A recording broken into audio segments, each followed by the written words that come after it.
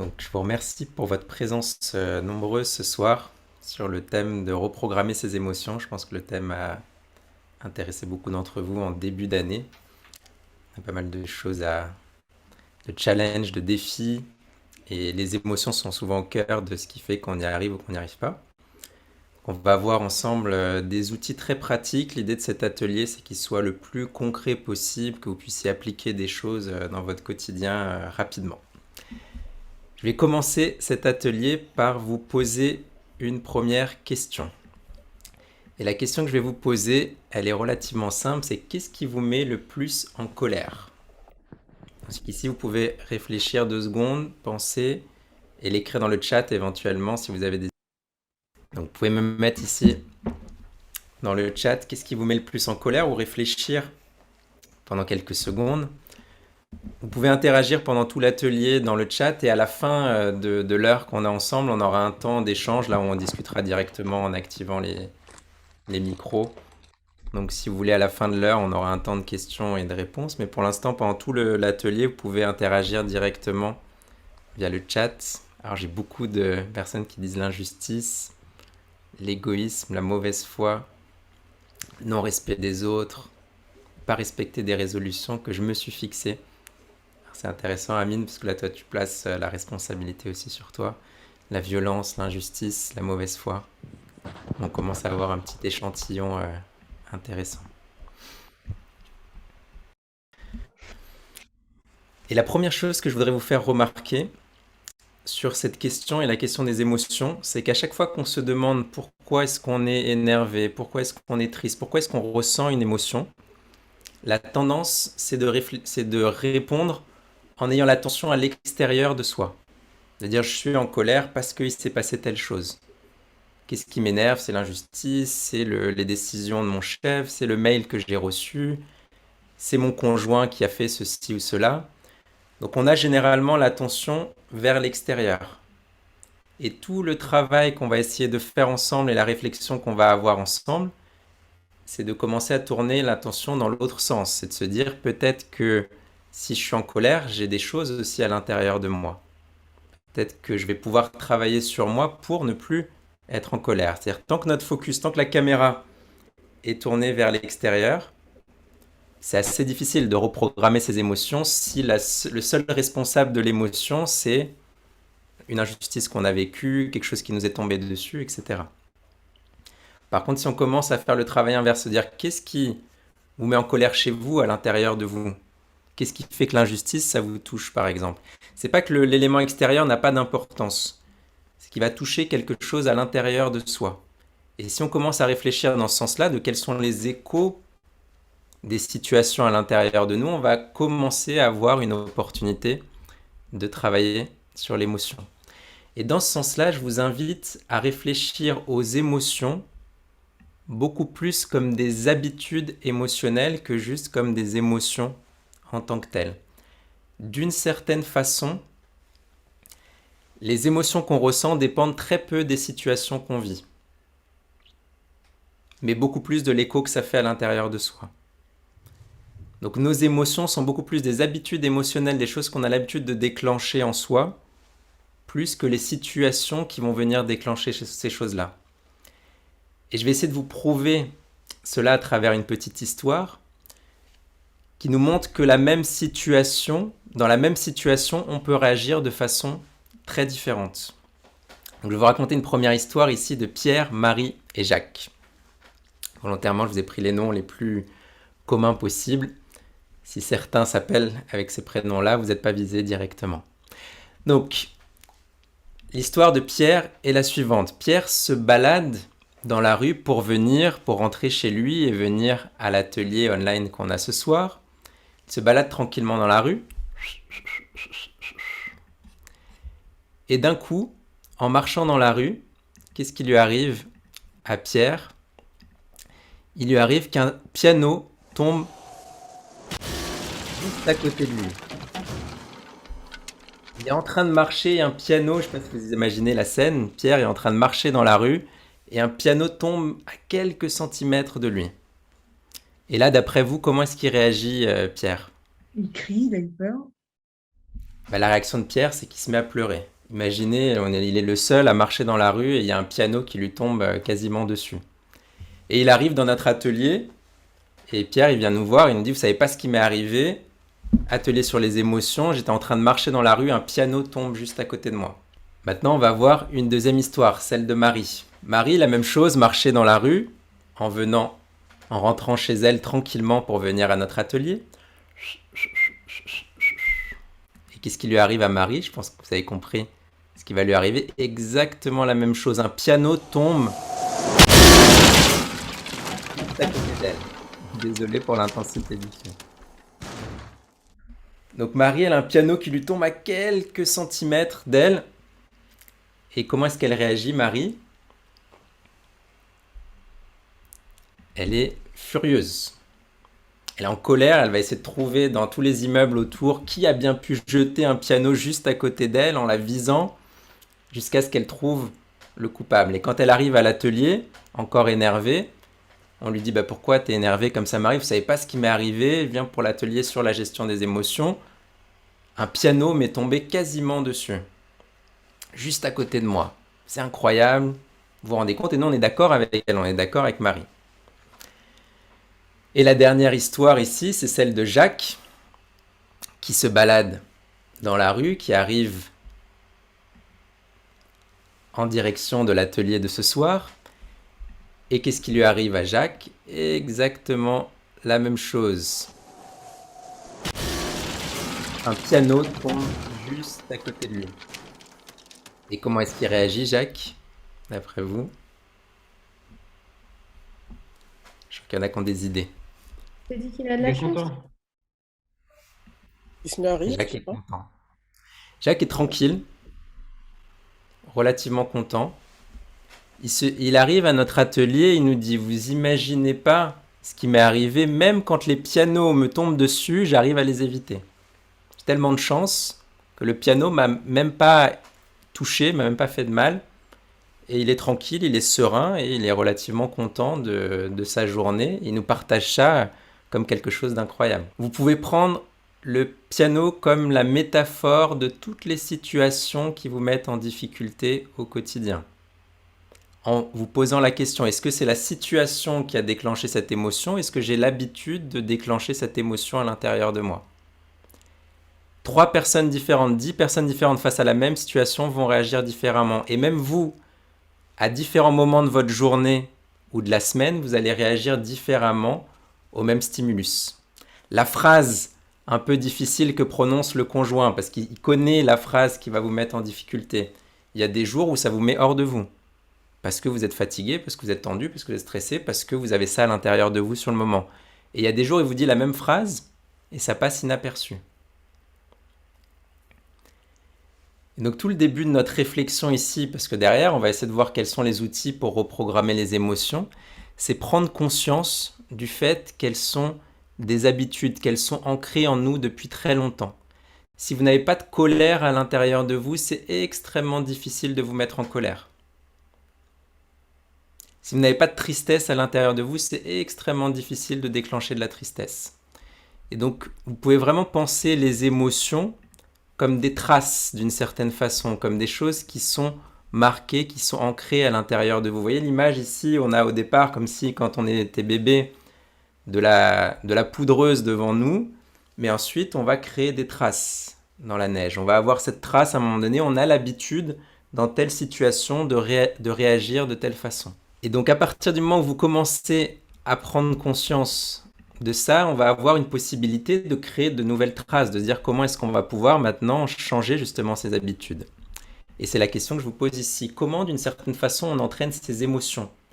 Je pense qu'on pourrait tous répondre assez facilement à comment est-ce qu'on entraîne le corps au niveau physique. Si vous voulez gagner en force physique, vous sentez que vous n'êtes pas assez habile, pas assez fort physiquement, vous allez me dire comment est-ce qu'on s'entraîne au niveau physique. Maintenant, comment est-ce qu'on s'entraîne au niveau émotionnel? Comment est-ce qu'on va pouvoir transformer ce panorama? On a notre plan des pistes ici, on a l'habitude dans telle situation de réagir de telle façon. Il y a certaines pistes qui sont des pistes noires qui nous amènent directement au fond de l'émotion de façon très intense, d'autres qui sont des pistes bleues qui plus tranquillement nous amènent dans d'autres émotions. On a toute cette structure émotionnelle. Comment est-ce qu'on peut la faire bouger ou comment est-ce qu'on peut travailler dessus? Vous pouvez écrire si vous avez de quoi écrire, un petit peu commencer à réfléchir par vous-même. Je vais transmettre certains outils, mais il y a une infinité de façons de travailler sur les émotions. J'ai une proposition dans le chat, identifier, comprendre, expérimenter, visualisation, prendre du recul, se préparer, visualiser, repérer le point de départ, réparer le point de départ, oui c'est intéressant, respirer, mettre de la distance. Bon, vous avez tous déjà tous les éléments de reprogrammation des émissions, s'observer, méditation, propose Marc, vivre les situations en tant que spectateur, autant sur ses émotions à la fin de la journée pour prendre du recul. Ok, je vois que je suis avec un public d'avertis et de nombreux d'entre vous qui ont étudié la question depuis longtemps. La première stratégie, faire du sport aussi, on propose ici dans le chat, très juste également. Toutes ces stratégies sont justes, sont correctes, sont bonnes. On va voir comment en appliquer certaines d'entre elles de façon très concrète. Première stratégie, transformer l'impact corporel. Vos émotions sont inscrites, s'inscrivent, marquent le corps. En travaillant sur cet impact corporel, vous allez avoir une possibilité de retravailler l'émotion. Donc, prendre en compte la dimension corporelle de l'émotion est une des meilleures stratégies pour la transformer. C'est très difficile de transformer directement l'émotion. Si je vous dis soyez heureux maintenant, soyez joyeux, soyez calme, c'est des injonctions qui en général fonctionnent très peu. Par contre, comment est-ce que je me sens physiquement et être capable de transformer d'abord au niveau du corps la sensation physique pour travailler sur les émotions va être une stratégie intéressante. D'une certaine façon, toutes les émotions touchent la physionomie du visage, ça je pense qu'on en a tous conscience. On a l'habitude de repérer les émotions dans le visage des personnes qu'on a devant soi. Ça touche la posture, ça touche aussi des choses plus profondes, les rythmes internes du corps, quasiment tous les rythmes, battements du cœur, flux du sang, mais c'est difficile d'agir directement sur le flux sanguin ou les battements du cœur. Niveau de tension, contraction ou détente du corps en fonction de ce qu'on ressent.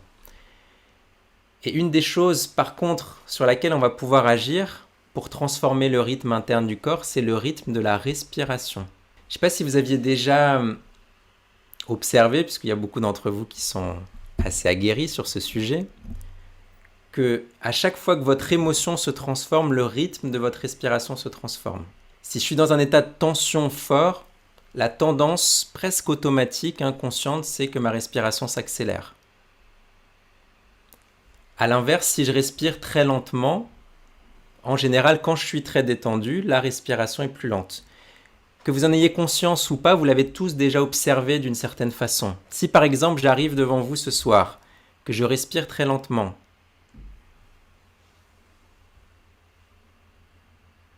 je vous dis, je suis très tendu. J'ai un niveau de tension ici énorme.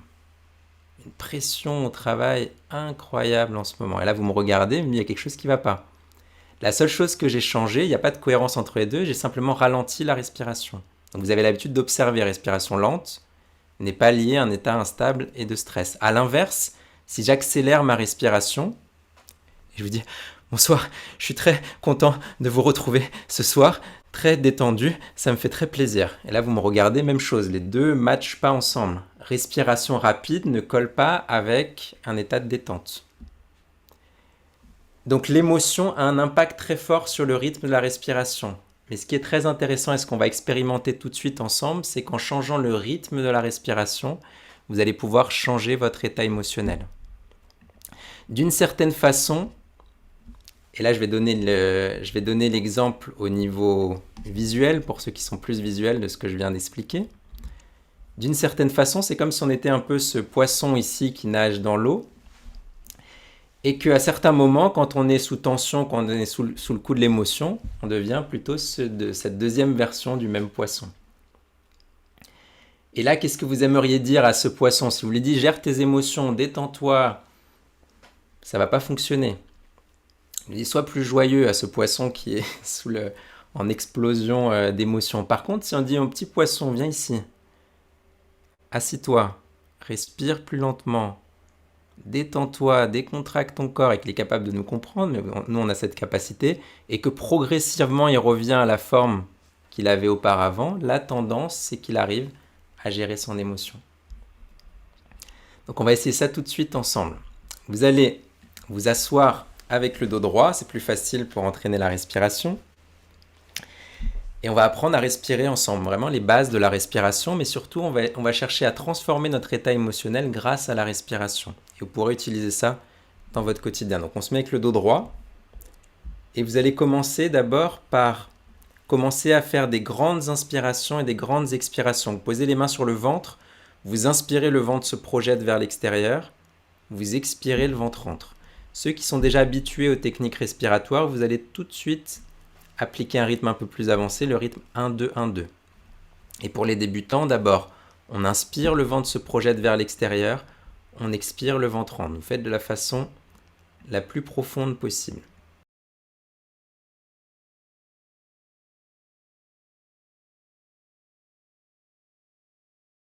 Grande inspiration, grande expiration.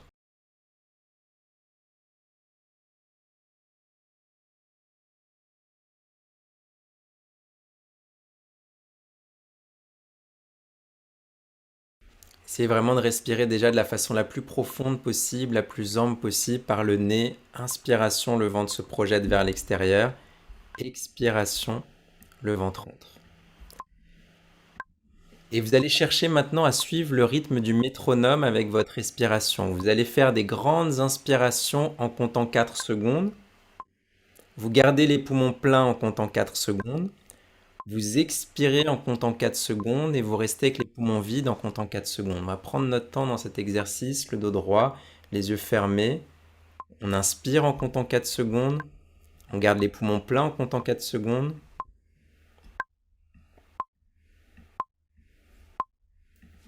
4 secondes pour expirer et 4 secondes de rétention avec les poumons vides.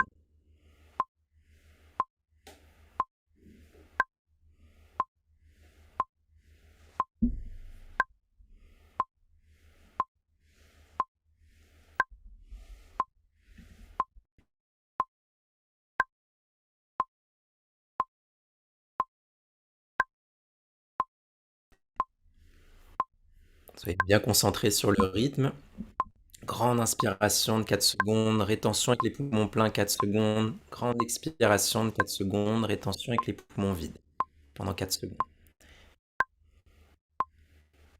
Cherchez à vous concentrer ici sur le plaisir de respirer, le plaisir de cette grande inspiration, le plaisir de ralentir le rythme de la respiration.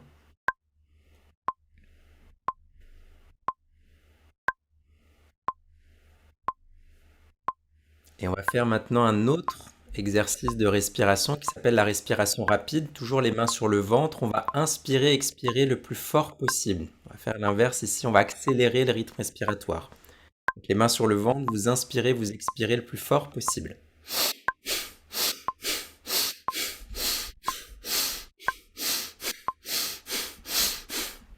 On va chercher à augmenter le niveau d'oxygène ici dans le corps. On va jouer un peu avec nos capacités respiratoires. Respiration toujours par le nez. Inspiration, expiration la plus forte possible. Si jamais vous vous sentez étourdi, ralentissez simplement le rythme. C'est pas un problème, mais ralentissez le rythme. Si c'est pas le cas, respiration la plus rapide et la plus puissante possible.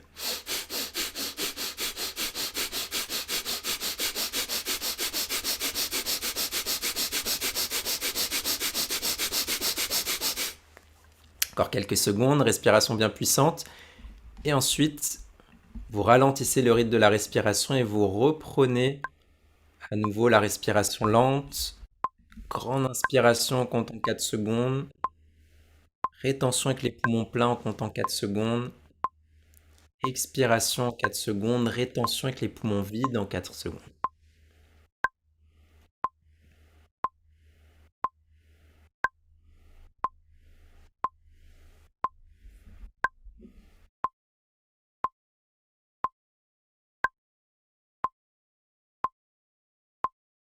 Toujours avec les yeux fermés, toujours concentré sur la respiration.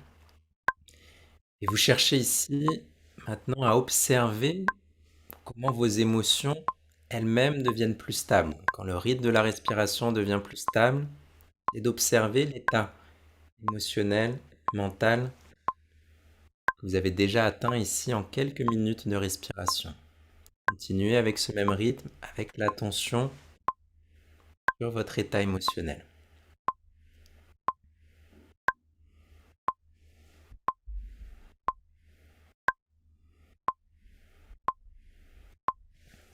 Très bien, vous pouvez reprendre la respiration naturelle et rouvrir les yeux. Comment ça s'est passé ici, votre exercice de respiration? Levez la main ceux qui ont vu une transformation, qui ont commencé à percevoir ce lien. Là, c'est en quelques minutes, on débute ensemble, mais qui ont commencé à percevoir ce lien entre le rythme, la respiration et la transformation de l'état dans lequel vous êtes. Je vois la plupart d'entre vous qui lèvent la main.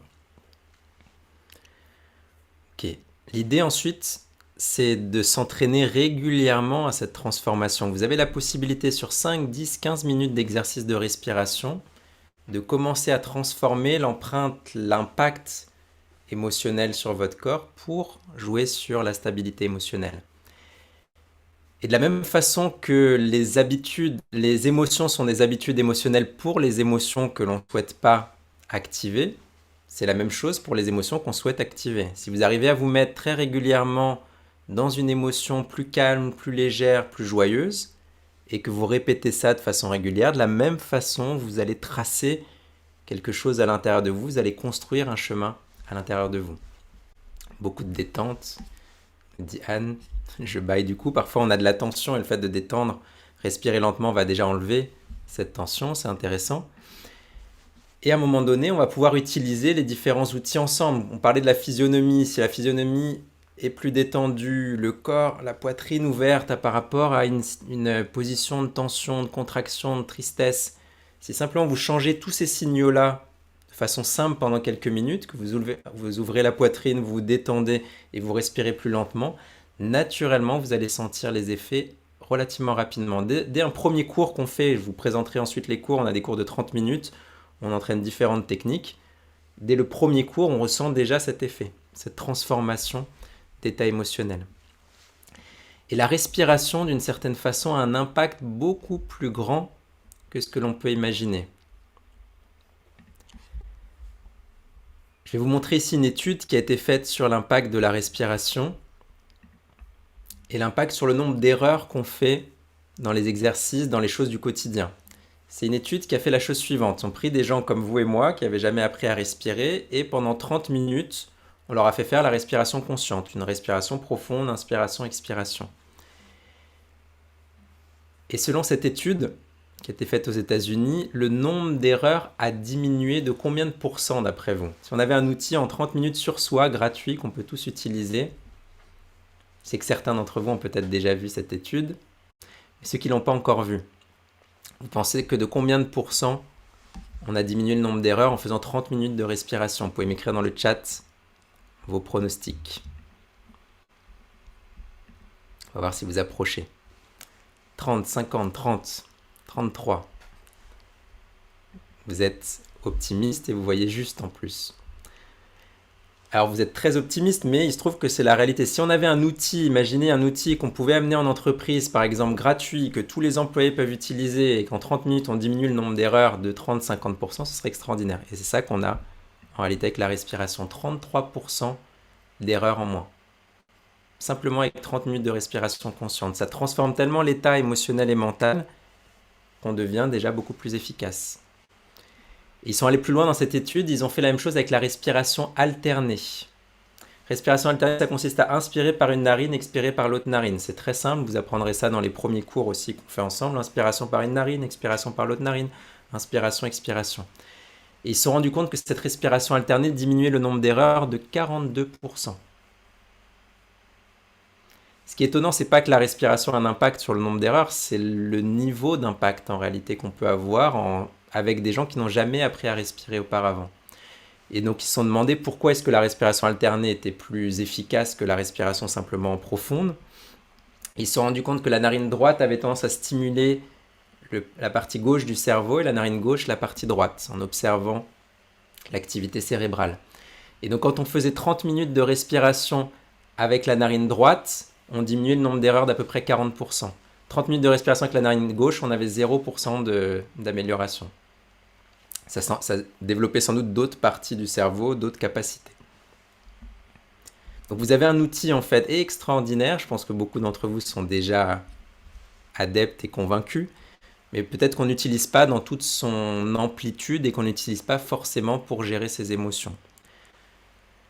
Vous pouvez mobiliser ça de façon très concrète aussi dans votre quotidien. En dehors du fait de s'entraîner régulièrement, quand vous sentez que la respiration accélère, situation de stress par exemple, la respiration a tendance à être plus courte, reprenez une respiration plus profonde. La tendance, comme je vous ai montré tout à l'heure, c'est déjà de tromper la personne qui est devant vous. Vous dites, j'ai pas perçu que tu étais stressé. Respirez plus lentement. Les gens vont pas percevoir déjà le stress. Mais la tendance, c'est que vous allez vous tromper vous-même, dans le bon sens. C'est-à-dire que le fait de prendre cette respiration plus lente, vous passez le message profondément que vous êtes dans une situation plus sécurisée, plus tranquille, et la tendance, c'est que vous transformez l'émotion. Donc vous verrez dans les cours, à la fois les cours de 30 minutes et les cours d'1 heure, comment on peut travailler de façon très profonde sur la trace physiologique, corporelle, pour transformer les émotions. Et on a par excellence, à travers la respiration, la technique la plus intéressante. Deuxième stratégie que je vais vous proposer ce soir. Construire un nouveau chemin émotionnel. Comme on l'avait vu, toute la question des émotions et la question de la trace qu'on imprègne à l'intérieur de soi. Donc, première stratégie avec la respiration, on va déjà être plus tranquille. Mais ensuite, pour vraiment construire un nouveau schéma émotionnel, une nouvelle réaction émotionnelle, on va devoir construire un nouveau chemin. Et pour construire ce chemin, je vous propose de faire l'exercice suivant, de prendre les pas suivants. Vous allez prendre de quoi écrire ici, soit sur ordi, soit sur feuille, peu importe. Et on va suivre les pas qui sont écrits ici. Ça va être un guide pas à pas pour créer un nouveau chemin émotionnel. Choisir une situation que vous avez du mal à gérer. Prenez une situation qui vous met en difficulté.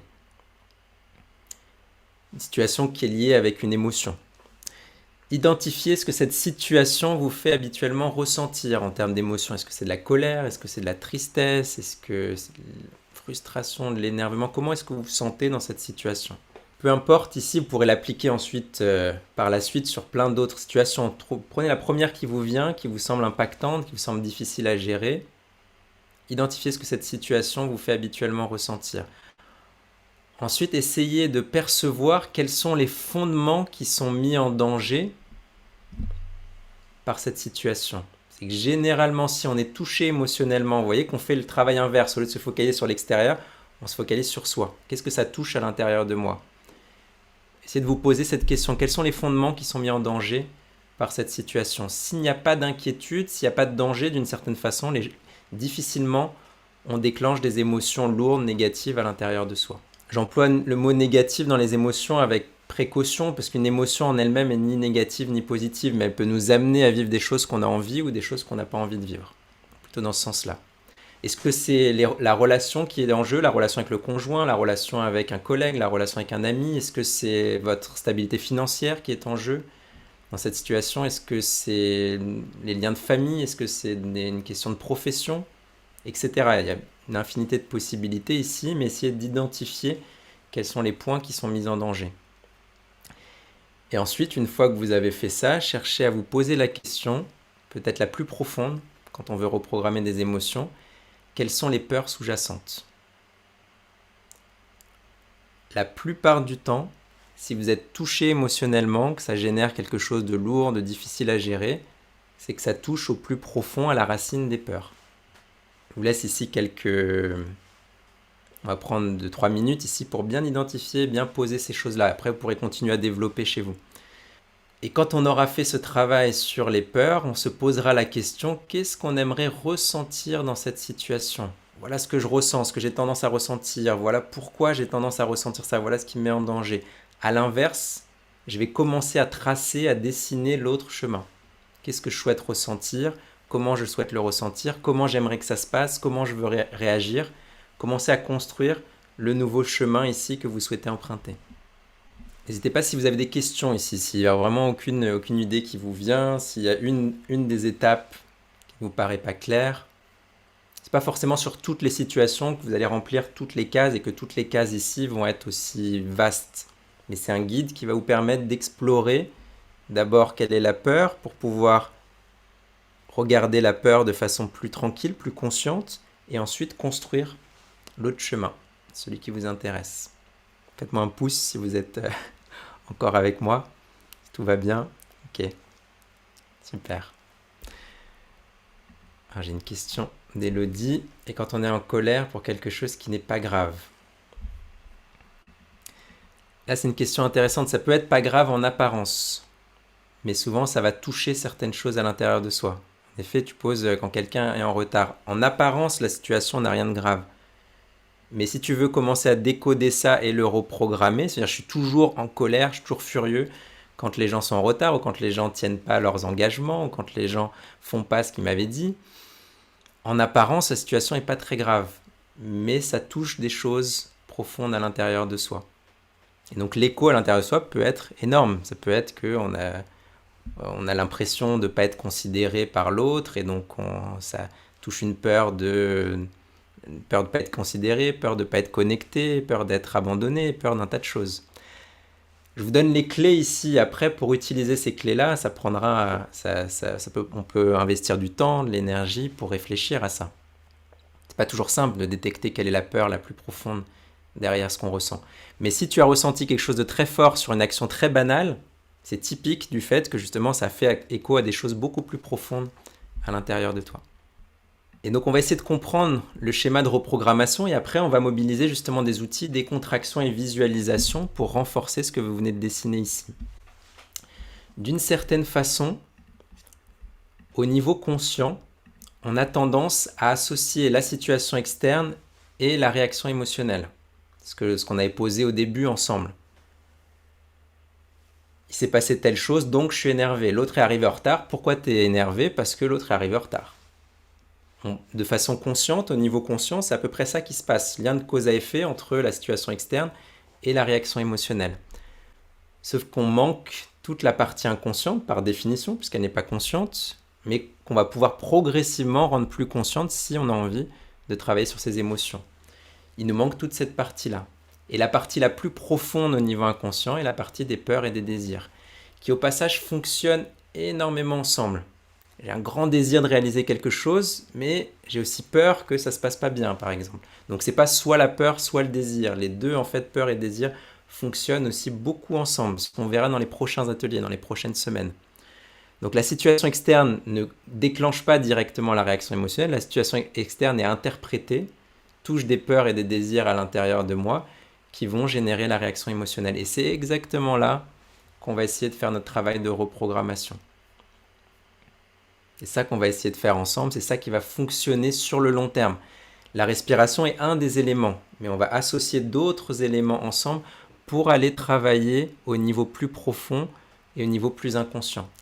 C'est exactement pour ça que si je vous dis détendez-vous, soyez joyeux, ça ne fonctionne pas parce que c'est pas un processus rationnel, c'est pas un processus conscient. C'est ni conscient ni rationnel, les deux. Donc si je vous dis soyez joyeux, ça va pas fonctionner. Il faut qu'on arrive à transmettre ce message d'une certaine façon à notre inconscient. Alors, Marianne nous pose la question, on a deux questions dans le chat. Je n'arrive pas à surmonter la peur identifiée. Dans un premier temps, le fait de la poser va déjà nous donner un peu plus de distance vis-à-vis de cette peur. Donc il y a une partie de la peur en général quand elle est posée qui déjà est moins forte que quand elle est purement inconsciente. Ensuite, ce qui va être intéressant, c'est pas forcément de l'affronter directement, mais c'est de commencer à construire justement ce nouveau chemin. Marianne, tu peux te poser la question, qu'est-ce que je souhaite voir arriver? Et commencer à renforcer la chose que je veux voir arriver. Au lieu de donner plus, la peur va continuer à être là, mais au lieu de lui donner de l'importance, parce que la peur fait une projection aussi d'image forte, nous on va projeter l'image du désir. Le désir et la peur sont là, les deux sont là, on va renforcer le côté du désir.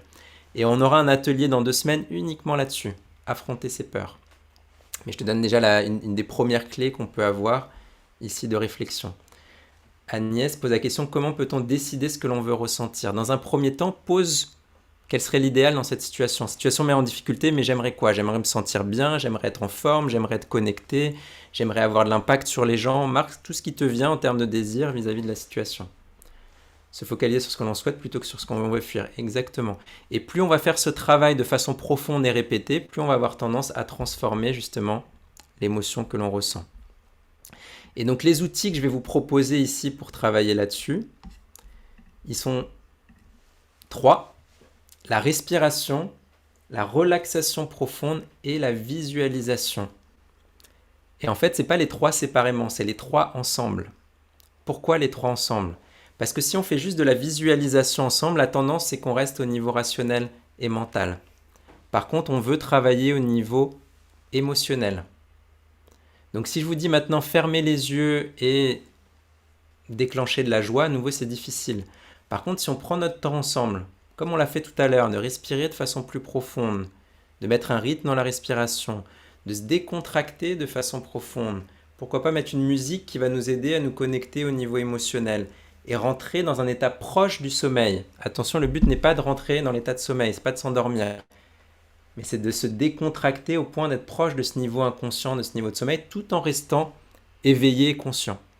Et en étant éveillé et conscient, on va visualiser, on va imaginer ce que l'on souhaite voir arriver. Et là, non seulement on a de la force à travers ce qu'on imagine, mais en plus on s'est détendu suffisamment pour que ça crée une empreinte profonde à l'intérieur de soi. Et c'est toute la logique que je vous ai expliquée ici sur les pistes de ski. On va vouloir non seulement créer une empreinte, mais créer une empreinte profonde pour pouvoir progressivement travailler sur les émotions et reprogrammer les émotions. On a 2 questions ici dans le chat. Alors certains des outils qu'on transmet ici, qui sont propres à la méditation et à des époques très anciennes de la méditation, ont été réutilisés dans différents outils. Donc vous allez retrouver parfois de façon fragmentée certains des outils qu'on va vous transmettre. On a dans notre méthode 8 techniques que l'on utilise ensemble. Aujourd'hui, je vous en présente 3. Et on les utilise en effet aujourd'hui de façon contemporaine dans différentes méthodes. On pourra éventuellement, si vous avez des questions plus précises, Anne et Marie, Axel, sur le sujet, on pourra en discuter dans la partie des questions à la fin. Donc respiration, relaxation, visualisation. Qu'est-ce qui va donner sa force à la visualisation? Ce qui va donner sa force à la visualisation, c'est 2 choses. Une, la répétition. De la même façon que vos émotions sont des habitudes et donc elles ont été répétées à l'intérieur de vous, la colère, vous l'avez déclenchée des millions de fois ou pas. La tristesse, vous l'avez déclenchée des millions de fois ou très peu. Si on veut se confronter à ça et transformer notre structure émotionnelle, petit à petit, à nouveau, c'est pas magique les outils que je vous transmets ici. C'est des outils qui vont fonctionner s'ils sont répétés, s'ils sont réguliers, si vous les introduisez dans votre quotidien. Donc la première chose, c'est la répétition. Si vous voulez un impact au niveau de la visualisation, de la création de ce nouveau chemin, répétition.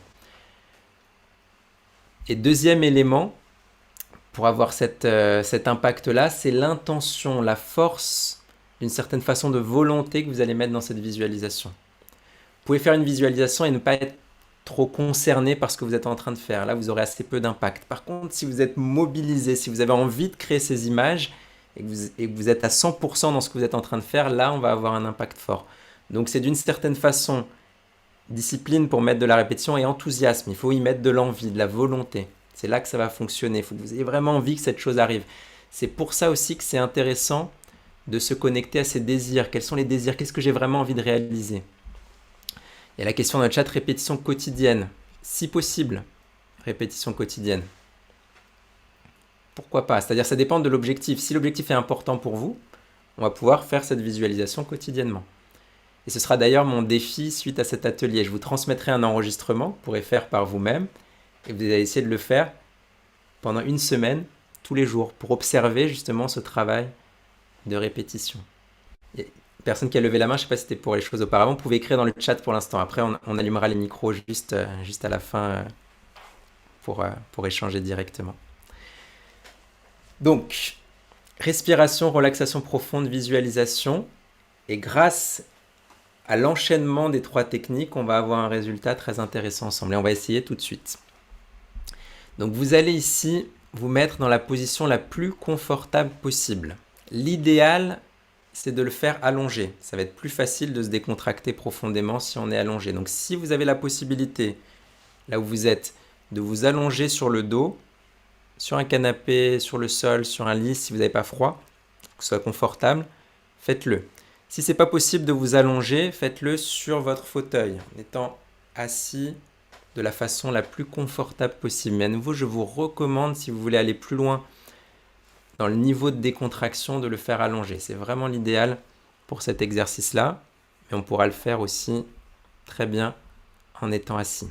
Alors je répondrai aux questions juste après l'exercice, on aura notre temps pour les questions.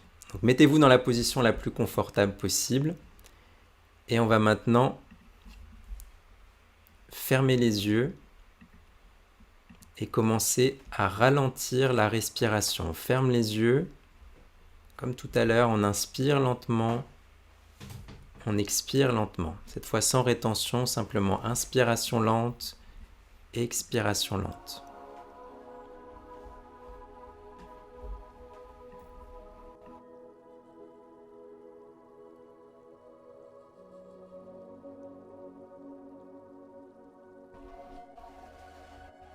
Commencez simplement par faire des grandes inspirations et des grandes expirations. Vous décontractez le plus possible. Inspirez lentement, expirez lentement.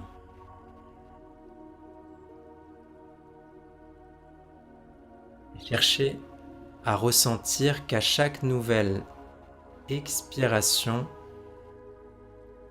votre corps se décontracte un peu plus, se relâche. Laissez-le se reposer sur le sol ou sur la chaise sur laquelle vous êtes. Décontractez complètement votre corps. Inspiration lente. Et à chaque nouvelle expiration, tout votre corps se décontracte, se détend, se repose.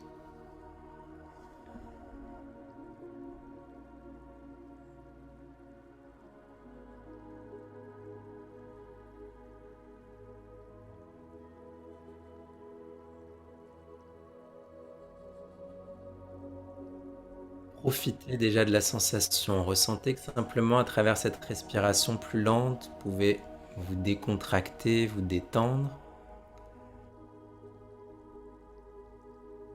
Vous allez poser votre attention sur vos pieds en détendant davantage les pieds. Vous relâchez complètement les pieds.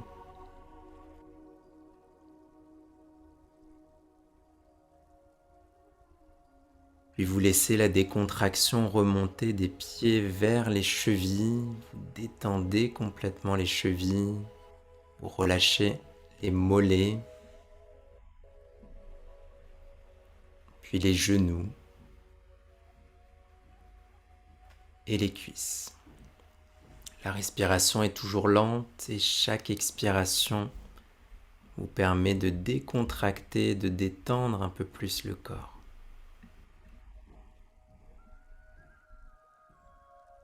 Imaginez que toute la région du bassin se détend, puis le ventre, détendant les muscles du ventre, les organes à l'intérieur du ventre. Puis vous détendez le thorax, la poitrine et le dos. Si votre corps se reposait, se relâchait, vous détendez ensuite les épaules, les bras, les avant-bras et les mains.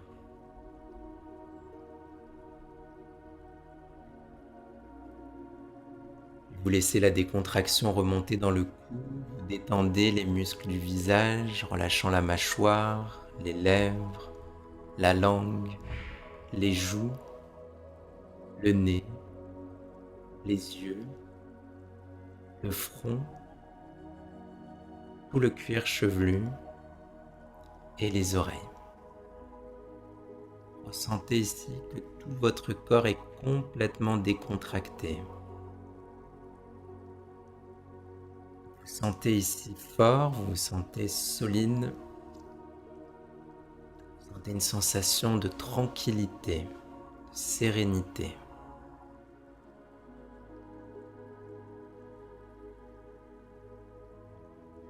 Vous allez maintenant vous projeter, imaginer la situation qui vous met le plus en difficulté actuellement, la situation qui déclenche certaines émotions que vous aimeriez transformer. Vous vous projetez, vous imaginez cette situation.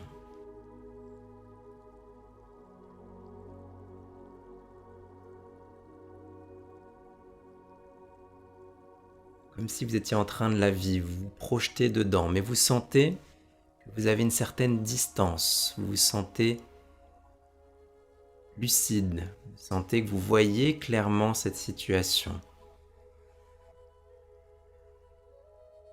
Vous percevez ici qu'au lieu de réagir de façon émotionnelle comme vous en avez l'habitude, vous gagnez en capacité à prendre le contrôle sur cette situation.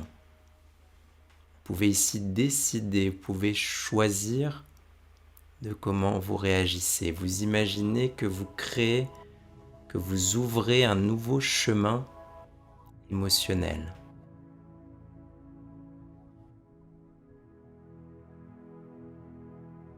Construisez ce chemin, vous vous imaginez tranquille, serein. Vous imaginez que vous avez une joie légère, bien que vous êtes encore dans cette même situation. Et vous pouvez ainsi réagir, interagir de la façon dont vous souhaitez. Vous allez imaginer ici de la façon la plus détaillée possible ce que vous souhaitez ressentir, mais aussi ce que vous souhaitez faire dans cette situation. Peut-être la transformer, peut-être agir directement. Et vous sentez déjà la satisfaction de créer ce nouveau chemin émotionnel, de transformer ce que vous êtes capable de ressentir dans une situation, de prendre conscience de ce que vous vivez.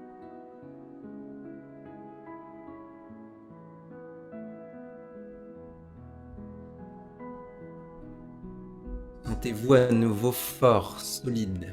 Imaginez-vous avec la poitrine ouverte. Imaginez-vous avec le visage détendu et un léger sourire sur le visage. Créez cette image de la façon la plus claire possible de vous-même, avec la poitrine ouverte, avec le visage détendu, souriant, en pleine possession de vos moyens. Vous vous sentez fort et vous vous sentez en même temps tranquille, serein. Et vous allez laisser s'imprégner toutes les sensations de notre pratique d'aujourd'hui. Vous allez laisser s'installer. Et vous allez vous préparer ici à revenir de façon graduelle, progressive de cette décontraction, en gardant les sensations présentes. Vous pourrez prendre l'habitude de visualiser, d'imaginer à nouveau ce changement d'habitude, ce que vous souhaitez en termes émotionnels le plus souvent possible. Vous allez vous préparer ici à revenir en faisant un retour progressif et à travers les 5 sens. Vous écoutez mieux les sons autour de vous. Vous faites une inspiration profonde en ressentant les odeurs. Vous bougez la langue dans la bouche en activant le goût. Vous commencez à bouger les mains, les pieds. Vous ressentez le toucher de tout le corps. Vous ouvrez les yeux en voyant les formes, les couleurs. Vous vous étirez. Vous profitez du retour. Et on va à nouveau ici s'asseoir.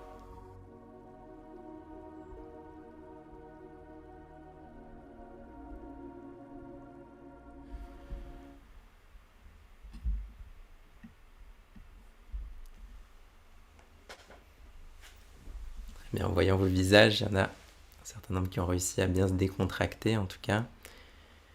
On pourra discuter dans la partie des questions sur votre expérience, est-ce que vous avez réussi à bien visualiser, comment ça s'est passé un petit peu pour chacun d'entre vous.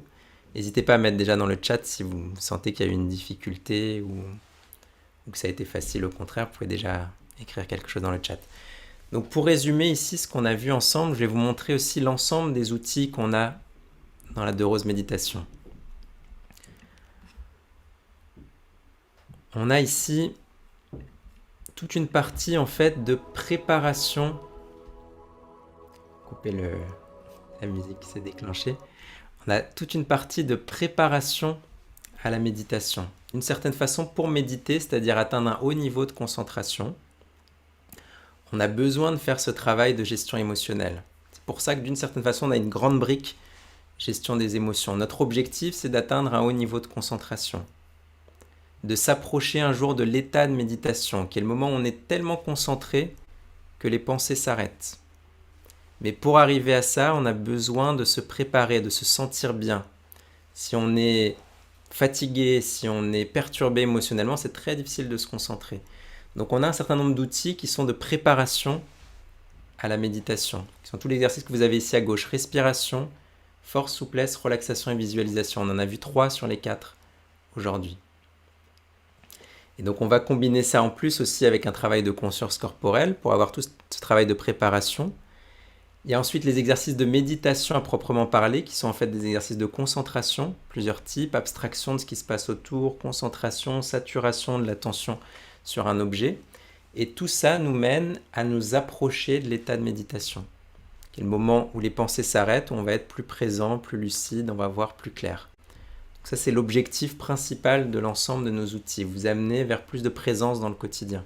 Et pour ça, la brique gestion des émotions est fondamentale. Je vous invite ainsi, l'atelier qu'on avait aujourd'hui était une introduction à un module de 2 mois sur l'intelligence émotionnelle que je vais vous présenter ici. Donc on a fait reprogrammer ces émotions aujourd'hui qui vous donnent les premiers outils. Ensuite, on va approfondir tout ça ensemble. Vous avez le schéma ici de tous les ateliers. Connaître ces émotions, on va mieux comprendre la structure émotionnelle. On va se focaliser ensuite sur différentes émotions qui sont en général les plus difficiles à gérer. Transformer la colère et la tristesse, affronter ses peurs, comme je l'ai évoqué au début. Et ensuite, on passera à la partie interaction, communication. Comment résoudre la plupart des conflits, jeux de rôle pour bien communiquer, être heureux ou avoir raison. On aura tout un programme pour nous faire évoluer et avancer au fur et à mesure des 2 mois. Et je vous partage ici les résultats de ce qu'on a fait précédemment. Là, ce sera le 2e module sur l'intelligence émotionnelle. Tous les 2 mois, on a des modules différents. On choisit un grand sujet différent. Et les 2 mois d'avant, on était sur la gestion du stress et du bien-être. Au passage, tout est en vidéo pour ceux qui, si jamais vous souhaitez le suivre. Et l'enquête qu'on a menée sur le module 1 de bien-être et gestion du stress nous a donné les résultats suivants. On est très fiers. 9,4 sur 10 qu'ont donné tous les élèves. Certains d'entre eux sont ici d'ailleurs, vous peuvent aussi témoigner directement. Et ils ont tous vu un impact très concret, quasiment tous 96% d'une meilleure gestion du stress après les 2 mois. 92% ont vu une amélioration du bien-être mental après les 2 mois d'atelier dessus. Et 100% ont vu une meilleure capacité à changer d'habitude. Au passage, cette capacité à changer d'habitude va être essentielle pour la reprogrammation des émotions. Et donc notre objectif maintenant qu'on rentre dans le module sur l'intelligence émotionnelle, c'est de faire aussi bien que ce qu'on a fait sur la gestion du stress. C'est qu'en 2 mois, vous ayez un impact très concret sur le fait de mieux vous connaître, de vous sentir mieux, de vous réaliser, vous puissiez avoir quelque chose de palpable, de façon très pratique. Chaque atelier est très concret. La théorie est vraiment au profit du quotidien et de ce qu'on met en place dans le quotidien. Dans ce sens-là, vous avez accès dans tout le mois de janvier ici, pour ceux qui débutent, qui nous connaissent aujourd'hui, qui sont en train de débuter, on vous offre ici tous les cours et les ateliers jusqu'au 31 janvier. Vous pouvez profiter, comme vous êtes rentrés, la plupart d'entre vous êtes rentrés directement par notre plateforme. Dans la plateforme, vous avez l'ensemble des cours. Donc vous pouvez réserver ici. On va vous mettre dans le chat ici le lien appdeurosemeditation.com. Vous pouvez directement réserver votre prochain cours. Et si vous n'avez pas encore de profil, si vous êtes connecté ici mais vous n'avez pas encore de profil dans notre plateforme, rentrez directement sur notre site internet.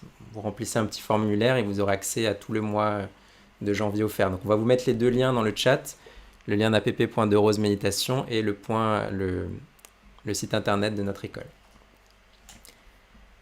Ça, vous aurez tout le mois ici pour tester librement. Tous les mercredis soirs, on fera ces ateliers. Les ateliers que j'ai décrits sera tous les mercredis à 20h30. Donc vous pourrez en faire déjà plusieurs en janvier. Et pour faire l'ensemble du module, on aura aussi le mois de février. Merci pour votre attention et vos nombreuses questions. On était nombreux ce soir, donc on prend un temps ici pour répondre aux questions. Si jamais vous devez y aller, vous êtes libre d'y aller, parce qu'on a fini formellement notre temps, mais on prend tout le temps qu'on veut ici ensemble pour répondre à vos questions. Donc vous pouvez ici activer directement vos micros, ce sera plus sympa pour qu'on Merci ait beaucoup. directement... Merci à vous. Merci beaucoup. Alors, des questions. Merci Jonathan. À mercredi prochain. Oui, au revoir à mercredi. Alors, qu'est-ce qu'on avait déjà comme question et qu'on n'avait pas répondu à la fin de l'atelier? Alors, j'ai réalisé que j'étais plus en colère que je ne pensais. En effet, la différence, c'est de... Ce qu'on va essayer d'amener, c'est de la conscience, en fait, dans le processus. Les émotions sont là, nous font réagir de façon quotidienne, de façon assez peu perçue. Dans un premier temps, avoir conscience de ce qu'on ressent, de pourquoi on le ressent, va être le début du chemin. Difficile de visualiser une réaction contre-intuitive à une réaction stressante connue. Très souvent, Jessica, la difficulté, c'est déjà d'en avoir une représentation mentale, de faire ce travail de visualisation, de mentalisation. Donc le fait de se poser la question déjà de ce qu'on aimerait ressentir et de commencer à en construire une représentation est le début aussi de la transformation. Ça va être la même chose aussi quand on veut atteindre un objectif. Par exemple, on peut utiliser la visualisation pour se dire, voilà, j'ai envie de réussir tel concours, j'ai envie d'être embauché dans telle entreprise, etc. Et très souvent, on se rend compte qu'à cause de nos peurs, on n'ose même pas visualiser. Ou par peur aussi de l'échec, on se dit, non, je ne vais pas trop imaginer que je vais y arriver parce que je ne veux pas être déçu. Sauf qu'en ne donnant pas une possibilité mentale d'arriver vers l'objectif, on se bloque en fait la possibilité d'y arriver. Je ne sais pas si j'ai répondu du coup, Jessica, à ta remarque sur la réaction contre-intuitive, mais c'est justement tout le travail de se dire, voilà, maintenant, jusque-là, je renforçais le côté négatif, comment est-ce que je vais créer une nouvelle réflexion dessus? Très détendu, mais du coup, pas simple de se concentrer sur la visualisation souhaitée. C'est très juste, Astrid. C'est difficile de se décontracter très profondément et de rester concentré. Et on va s'entraîner à ça. Dans tous les cours de 30 minutes et d'1 heure, vous aurez une longue décontraction à la fin. On va apprendre à se relâcher et à rester attentif pour visualiser. La tendance quand on est décontracté, c'est de tomber dans le sommeil. Et la tendance quand on est actif, quand on est concentré, c'est d'être tendu. Et là, on va essayer d'associer les deux. D'associer activité et décontraction. Le héros, pendant le dernier exercice, mon esprit s'est très souvent échappé, je n'ai pas vraiment réussi à te suivre. À recommencer donc. C'est naturel. Pour les premières fois, c'est naturel. On est aussi dans une situation d'atelier ici, c'est un peu différent des cours qu'on fait. Dans le cours, vous avez 30 minutes, vous allez plonger dedans, vous allez plonger profondément et du coup, c'est beaucoup plus facile. Et en effet, avec la répétition, ça va devenir de plus en plus simple. Je pense que l'état de détente très fort m'a bloqué dans cette visualisation. La pratique fera la différence. Oui, je pense qu'en effet, c'était la réponse à ce que j'étais en train de dire juste avant. Très bien. Vous avez d'autres questions ou retours? Vous pouvez me dire comment ça s'est passé pour vous? Est-ce que vous avez réussi à bien visualiser? Est-ce que vous voyez bien comment est-ce qu'on va utiliser ces 3 outils? Moi, c'était par rapport à la question de désir. Tu as utilisé plusieurs fois le mot désir. Est-ce que c'est un désir ponctuel ou c'est parce que enfin, le terme désir, il peut recouvrir plusieurs acceptions en fonction du terme aussi, du désir, enfin, de l'horizon. Mhm. Alors d'une certaine façon, quand on étudie les émotions, on verra que ce qui vient à la racine des émotions, ce qu'il y a de plus primitif dans notre projection dans le monde, c'est le fait d'anticiper, d'imaginer des choses qui vont nous faire mal ou d'anticiper, d'imaginer des choses qui vont nous faire du bien, qui vont nous apporter du plaisir. Donc le désir comme la peur naissent de l'imagination. Et c'est là-dessus qu'on travaillera quand on cherchera notamment à affronter les peurs. Donc le désir, c'est tout ce qu'on imagine, tout ce qu'on souhaiterait voir arriver. Une autre façon de te poser la question, Amine, pour que ce soit plus concret, pose-toi la question, qu'est-ce que tu souhaites? Et ça va être une façon de se connecter au désir. Si vous vous posez la question, qu'est-ce que je dois visualiser dans telle ou telle situation? La réponse est, qu'est-ce que vous souhaitez voir arriver? Je souhaite que cet entretien se passe bien, qu'à la fin on signe, qu'on se serre la main, qu'on se regarde dans les yeux. Vous allez imaginer ce que vous souhaitez. Je souhaite dans cette situation qu'on reste amis. Je souhaite que... Il n'y a pas de juste ou de faux en fait, mais tu vas essayer de poser ce que tu souhaites. C'est dans ce sens-là. Ça va, c'est plus clair? Ouais, parce que moi, enfin, je connaissais un petit peu une notion, mais j'ai plus ou moins découvert la notion d'ikigai. Enfin, c'est les japonais, c'est-à-dire son désir. Mhm. Désir profond qui est Ouais, connecté au sens. Ouais, ouais, c'est ça. Je pense que c'est un peu on va, différent. oui, c'est connecté, on va dire. La question de sens et des désirs les plus profonds sont connectés, mais il va y avoir aussi des désirs plus ponctuels. Mais Mm. plus ils sont connectés à des choses profondes qu'on a envie de réaliser, plus ça va être fort et plus on va visualiser de façon forte. Tu te souviens qu'à un moment donné, dans la slide sur la visualisation, j'ai posé la question de la répétition de la visualisation et de l'intention que je mettais derrière. Et donc cette intention va être d'autant plus forte qu'elle est connectée à des choses importantes pour moi. Donc c'est tout à fait complémentaire de cette réflexion sur le sens. Ouais. Alors j'ai Sophie qui me demande au bout de combien de visualisations ça marche. Ça dépend ce sur quoi tu veux agir. Là tu as l'outil. Au bout de combien de coups de marteau le clou est enfoncé? Ça dépend de quel marteau, ça dépend de la matière dans laquelle tu dois l'enfoncer, ça dépend depuis combien d'années tu entretiens. Si toute ta vie tu as entretenu des colères monstres ou des tristesses profondes, ça veut dire que tu as utilisé l'outil dans l'autre sens des milliers et des milliers de fois. Faut pas se désespérer pour autant. Dès la première fois qu'on travaille là-dessus, on ressent déjà qu'il s'est passé quelque chose. Maintenant, ça dépend ce que tu veux transformer. L'effort à faire va être proportionnel à ce à quoi tu te confrontes. Donc si tu me dis je suis toujours dans cette situation, je réagis toujours de cette façon-là 100% du temps, arriver déjà à 50-50 peut nous prendre quelques semaines, quelques mois. Ça dépend vraiment de la situation. Il faudrait que tu me décrives la situation et qu'on voit ensemble. Mais d'expérience, la grande question est est-ce qu'on le fait vraiment de façon très régulière? À chaque fois que les gens n'ont pas été satisfaits de cet exercice de visualisation en termes de résultats, c'est qu'ils ne le faisaient pas régulièrement. Quand les gens me disent ça n'a pas marché, je leur demande combien de fois ils l'ont fait. En général, ils me disent 2 ou 3 fois.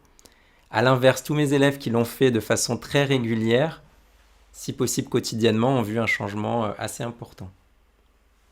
Je ne sais pas si j'ai répondu à ta question. En gros, ça marche, mais il faut le faire régulièrement en fonction des sujets. Ça peut être une semaine, ça peut être un mois, ça peut être un an. Ça dépend vraiment de ce que tu es en train d'essayer de transformer. Une question pratique. Est-ce que les cours resteront en ligne? Je suis en France. Oui, Ariane. Tous nos cours sont en online depuis 2 ans et ils seront en hybride. Là, ce mois-ci, ils sont online, mais ils reprendront en hybride en principe d'ici 2-3 semaines. On fait un peu du jonglage et de l'adaptation permanente pour rouvrir le présentiel, mais voilà, on a les deux. On a le présentiel à Paris, juste à côté de Châtelet, et on a toute la plateforme online. 100% des cours sont retransmis online. Alors, j'ai une autre question. La musique participe beaucoup à la rapidité pour atteindre la détente. Dans certains cas, oui. C'est un processus émotionnel, donc la musique aide sur ce processus émotionnel. On aura toujours les cours online, mais ils sont donnés en présentiel. Donc ça, c'était oui. On a des personnes qui suivent nos cours. Ah oui, il y a la réponse directement. Alors, Jessica. Du coup, au-delà du mois de janvier, nous pouvons s'inscrire à une offre de contenu régulier. Tout à fait. Notre école fonctionne par abonnement et dans les abonnements online, principalement, vous en avez deux, un 39 € par mois et un 95 € par mois, qui vous donne accès soit principalement aux cours pratiques, soit les cours pratiques plus les ateliers, en résumé. Et donc à la fin du mois de janvier, si jamais vous voulez continuer sur le mois de février, vous aurez la possibilité de souscrire à une offre ou une autre offre, où vous avez à la fois tous les cours quotidiens. En rentrant dans la plateforme, vous verrez qu'on a des cours le matin, le midi, le soir, des cours quasiment tous les jours, samedi, dimanche compris. Et tous les mercredis soirs, on a cet atelier ensemble qui est enregistré et donc on met ensuite en replay. Alors, Sophie me dit l'idée, c'est si une idée est à renforcer 5000 fois, je vais devoir faire 5000 visualisations. Oui et non. C'est-à-dire qu'une fois que tu auras fait déjà 50 visualisations, la tendance, c'est que tu penses aussi comme ça dans la vie quotidienne. Si tous les jours tu te dis j'ai envie de réaliser telle chose, c'est que la tendance c'est que ça revienne au niveau inconscient. C'est-à-dire on rend conscient notre visualisation pour imaginer ce qu'on veut, et la tendance ensuite c'est que l'inconscient prenne le relais. Si chaque jour consciemment tu te dis j'ai vraiment envie de visualiser cette chose, j'ai vraiment envie que ça arrive, la tendance ensuite c'est que le travail se fasse aussi de lui-même. Il faut créer une force motrice si tu veux en direction de ce qui est important pour toi. Et donc peut-être qu'en visualisant 500 fois, tu auras au final créé la force de 5000 fois parce que ça va rentrer dans ton quotidien. J'aimerais pratiquer la méditation le soir, mais à chaque fois je m'endors. Y a-t-il une solution pour ne pas sombrer? Alors peut-être le faire pas forcément juste à un moment où tu es très fatigué. Ça peut être dans le choix des techniques que tu vas faire. Il y a des techniques qui amènent un état de décontraction volontairement pour s'amener vers le sommeil. J'ai un enregistrement sur notre blog qui est une relaxation spéciale pour s'endormir, mais c'est pas le but normalement. Le but c'est de rester éveillé et conscient. Donc ça dépend des techniques que tu choisis. Tu vas pouvoir choisir par exemple quelques techniques corporelles, quelques techniques de respiration. Si c'est pas juste avant de t'endormir, tu vas pouvoir utiliser plutôt la respiration rapide. Là au contraire, ça va t'amener vers plus d'éveil. Donc c'est dans le choix des techniques. Une fois que tu auras fait plusieurs cours de 30 minutes, tu verras qu'on varie à chaque fois les cours et tu auras plus de vocabulaire pour déclencher un état plus d'éveil et de vitalité ou plus un état de détente. N'hésitez pas à activer votre micro si vous voulez aussi poser des questions en direct. Je sais qu'on est nombreux ce soir, mais c'est aussi sympa de vous entendre. Quand l'émotion colère ne s'est pas exprimée, peut-il y avoir un impact physique ou pas? Oui. C'est une chose qu'on étudiera dans les prochains ateliers. C'est que la stratégie qu'on a d'habitude avec les émotions, dans la gestion des émotions, c'est soit qu'elles explosent, soit qu'elles implosent. Et donc toute la difficulté avec la colère, c'est justement quand elle n'est pas exprimée. On se dit parfois que ceux qui sont les plus mauvais en gestion des émotions, ceux qui s'énervent. Pas forcément. C'est parfois plus dangereux les gens qui gardent à l'intérieur d'eux et le jour où ça explose de façon très violente, ou ça explose à l'intérieur de soi. Si vous voulez, l'émotion, c'est quelque chose qui nous propulse, c'est une énergie potentielle pour faire quelque chose. Donc si vous la traitez pas, elle reste là. Si vous êtes en colère et que vous gardez ça à l'intérieur de vous, elle reste là, elle disparaît pas. Elle va faire son impact à l'intérieur. Donc tout le travail qu'on va avoir par ailleurs, en plus, là je vous donnais les clés pour reprogrammer l'émotion avec les outils techniques, mais on va avoir toute une réflexion sur comment est-ce qu'on peut canaliser l'émotion. Comment est-ce qu'on peut en faire quelque chose? Comment on peut s'exprimer davantage? Comment est-ce qu'on peut mieux communiquer? Donc être ni dans l'explosion ni dans l'implosion, la solution se situe entre les deux, de donner une forme à ce qu'on ressent. Je donne la clé ici globale de réflexion, mais on mettra ça en pratique dans les prochains ateliers. Est-ce que si j'ai raté une séance, vous rejoindre, il peut y avoir un accès au replay et suivre la suite? Cette séance, la séance d'aujourd'hui, dans la question qu'on m'a posée dans le chat, oui, tous les inscrits, on enverra par défaut ici à tous les inscrits dans l'atelier. Si jamais la personne ne s'est pas inscrite dans l'atelier, vous pouvez éventuellement là, par message, me mettre son mail, son nom. Comme ça, je peux lui transmettre aussi l'atelier en replay. Par défaut, on transmettra à tous les inscrits l'atelier d'aujourd'hui et les ateliers aussi, si vous le souhaitez, si vous continuez les cours là dans les prochains jours, les prochains ateliers aussi, vous y aurez accès en replay. Pour mettre à distance les pensées qui submergent, on peut utiliser cette méthode. Oui, mais ça dépend de l'intensité. Parfois, il faut laisser passer un petit peu la vague dans l'émotion. Il ne faut pas la nier, si vous voulez. Il ne faut pas penser que la visualisation est miracle, parce que si on pense qu'elle est miracle, on se met à nier l'émotion. C'est comme si vous disiez à votre ami, il n'y a rien de plus énervant, de dire mais tout va bien, t'inquiète pas. Non, parfois, il nous arrive des choses où tout va pas bien. Et donc le fait d'avoir la visualisation positive, entre guillemets, positive thinking, mais de façon déconnectée du réel, peut être contre-productif. Parce qu'on n'accepte pas ce qu'on est en train de vivre d'une certaine façon. On nie ce qu'on est en train de vivre. Donc si on est submergé par les émotions, parfois c'est pas juste se dire non tout va bien, je vais bien, voilà ce que je veux ressentir. Parfois il faut laisser aussi passer la vague, accepter qu'elle est là, mais ensuite il va y avoir un travail à faire de reprogrammation. Donc il faut partir aussi du réel pour que vous-même vous soyez convaincu de ce que vous êtes en train de visualiser. C'est-à-dire si je vous dis que vous êtes dans une situation qui vous terrorise et que je vous dis que vous allez vous sentir super bien, ça marche pas forcément. Par contre, si progressivement vous dites je commence à me sentir mieux, je suis en possession de mes moyens et que vous construisez un chemin plausible, là vous allez y adhérer et vous allez avoir une chance de faire la transformation. Bossard, je sais pas quel est ton prénom, mais ça va, j'ai répondu à ta question. Principalement, si vous voulez appliquer tout ce qu'on a commencé à poser ensemble, vous allez découvrir vraiment dans les cours pratiques le fait de faire ça, de mettre ça dans votre quotidien. Pour avoir des bons résultats au niveau pratique, il faut, on va dire, au moins 2 séances par semaine. Essayez de tester, là, si vous testez dans les prochaines semaines, de au moins tester 2 fois par semaine. Si possible plus, si vous êtes libre, faites-le plus souvent, mais au moins 2 fois par semaine, ça va commencer à créer une habitude. Le bien-être que vous allez ressentir dans la première séance va s'ajouter à l'autre et vous allez commencer à gagner vraiment en structure au bout de quelques semaines si vous le faites 2-3 fois dans la semaine. Comment on réagit ceux qui étaient sous le piano? Là, c'est plus compliqué. J'ai pris l'exemple de quand ça arrivait juste à côté. À nouveau, c'est pour ça qu'il ne faut pas nier aussi les situations. Si vous avez quelqu'un qui a perdu un proche, qui est blessé, etc., c'est pas le moment de lui dire visualise positivement. C'est le moment d'abord d'écouter ce qu'il a ressenti. Parfois, on n'a pas besoin de conseils des autres. Parfois, ce dont on a le plus besoin, c'est d'être pris dans les bras, c'est d'être écouté. Donc, il faut avoir une finesse, une intelligence aussi dans l'utilisation des outils qu'on a décrits ensemble. C'est pas les plaquer et se dire maintenant je visualise tout positivement et ma vie va être merveilleuse. C'est je fais ce travail-là à la maison, régulier, concret pour construire une structure.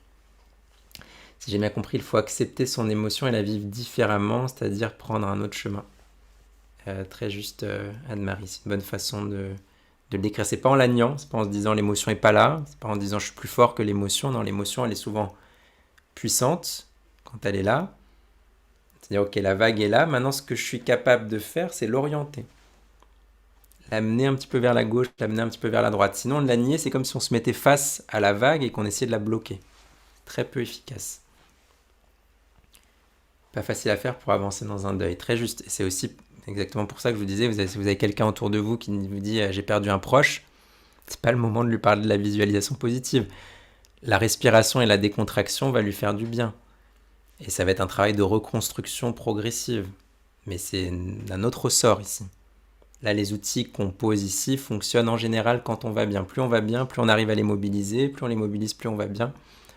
C'est encore d'autres questions que les questions psychologiques, les questions d'accompagnement psychologique, etc. sont dans un autre champ de travail.